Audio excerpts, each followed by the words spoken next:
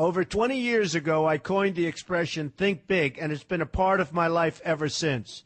It's also come true. I became an even bigger success after I said it than I was before. And that's one reason I think it's an important way to think. It obviously works, and that's what I'm going to talk about today.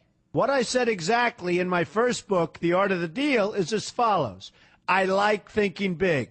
I always have. To me, it's very simple. If you're going to be thinking anyway, you might as well think big.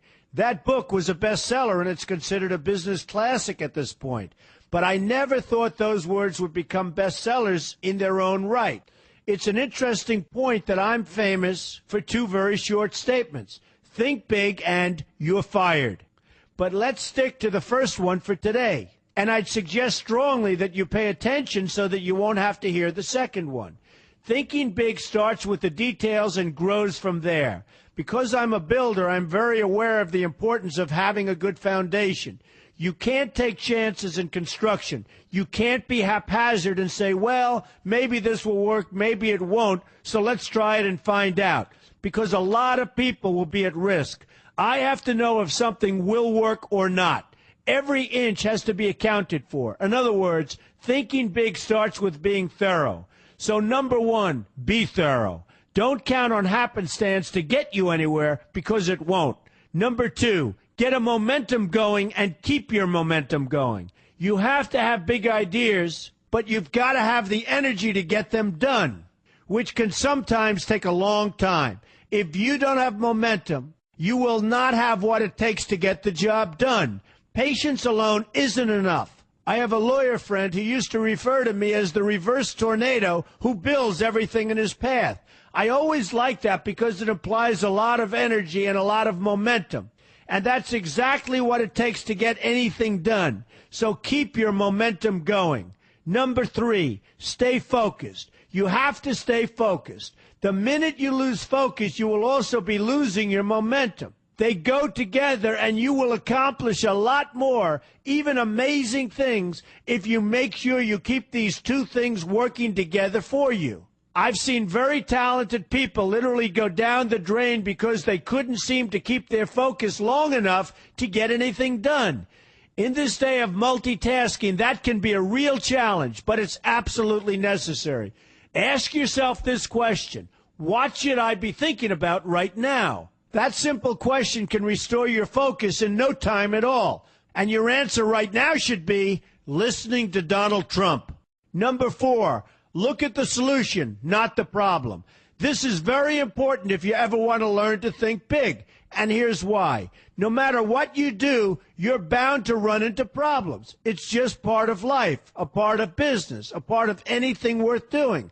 If you let the problems get in your way, they'll become bigger than your idea was to begin with, and you will be a wipeout. No matter how bad things look, keep your focus on the solution, and you will be surprised how things can work out, and work out properly. One way I do this is to ask myself when confronting a possible problem, is this a blip or is this a catastrophe? A catastrophe is something like an earthquake, a tsunami, a war, and so forth, and a blip is everything else. Right away, you'll have the right perspective, and your equilibrium will be restored. So keep your focus on the solution. Number five, see opportunity for what it is, an opportunity. For example, why are you listening to me today? Curiosity? You like me? You don't like me? You want to learn? You have nothing else to do? You want to hear me tell you you're fired? I hope not, but whatever your reasons might be, they've brought you to a good place to get involved and to learn, and that's an opportunity right there. People think that because I'm rich and famous that I know everything. I know a lot, but one thing I know is that I don't know everything. So I ask myself this question every day. What can I learn today that I didn't know before? And you know what? I learn something new every single day. That's a big reason for my success, and the same thing can apply to you. Take the time to see today as an opportunity, and you'll be surprised by what can come your way. Be open to new ideas, and you will be creating your own opportunities before too long. Number six, know everything you can about what you're doing. That's a good way to cover your bases. Another good way is to read the book Robert Kiyosaki and I have written together, Why We Want You to Be Rich. It's about covering your bases and knowing what's going on. I remember when some guys came in to meet with me about a great idea they had for an atrium for a building on Wall Street. It was a beautiful idea except for one thing. None of them had thought about how the building would be supported around this fabulous atrium. They didn't take into account the steel columns that were necessary to support a 72-story building, a very big and embarrassing oversight that could have been avoided if they'd taken the time to think about what they were doing. Don't let that happen to you. Know what you're doing first. Number 7, be lucky. Remember the old saying, the harder I work, the luckier I get. Well, it happens to be true. It works for me, and I've encountered some pretty big successes.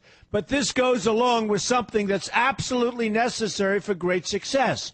Be passionate. You have to love what you're doing if you want to be successful at it. My father told me that it's absolutely true. I might work 7 days a week, but it doesn't seem like work to me because I love what I'm doing. If you don't like what you're doing, find something else to do, or do it part-time until you can find something full-time. You will never be successful, happy, or healthy unless you're doing what you love to do. That's just the way it is. So give it some thought. In fact, give it a lot of thought. For example, if you're feeling frustrated, there are 2 ways to look at the situation. Frustration can mean that maybe you're expecting too much, or it can be an indication that you know you should be, or could be, doing more. Use frustration as a motivator. Use it to get where you want to go instead of staying where you don't want to be. But above all, be passionate. That's the fast track to success, no matter what your interests are.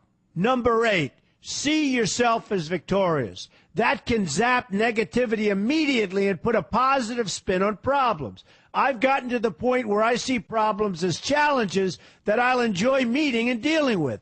My point here is that no matter what you do, you will encounter problems. Why not see them as challenges instead and know that you are more capable of dealing with them? That's positive thinking with a realistic slant. When I go into negotiations, I keep an open mind to what may happen. But I can tell you that there's already a done deal attitude on my part. I've already thought the process through to the extent that I know everything will be better off if they agree with what I've come up with because I've taken both sides into account. I enter the situation with a victorious attitude, and I've had enough victories to know that this attitude works. Use it. Number 9, be smart. Know that you have something unique to offer because you do use the tools that are provided for you and remain open to new ideas. That's being smart. That's also where innovation comes from. Being smart means you know how to use what you've got. That doesn't mean there's nothing left to learn, but it means that you will have the ability to learn and move forward with success. And success is very important. Success is what you want. Just be successful. Believe me, you'll be happier. I know people who have had very few real advantages in life, and yet they've managed to become giant successes. They figured out how to use what they had, not to dwell on what they didn't have. I'm convinced that everyone has something useful to offer, and if you apply yourself diligently, you'll find that you have what it takes to succeed, and you're going to be a lot happier for it. Number 10, above all, never give up. Never, never, never give up. The only time you will be a failure is if you quit trying. Only losers quit. The biggest losers in the world are quitters. Winners keep on going. So whatever you do, never give up. My father always used to harp, never give up, son. Never give up. Don't ever quit. I never want to see you give up or quit. Well, my father was a smart guy, and I listened to him. And remember, think big. A good way to start is to read our new book, Why We Want You to Be Rich. 2 men, 1 message. There's a lot of great advice in there for you, and I expect you to pay attention. You're going to do fantastically well. You're going to be a winner, and I'm going to see you in the winner's circle.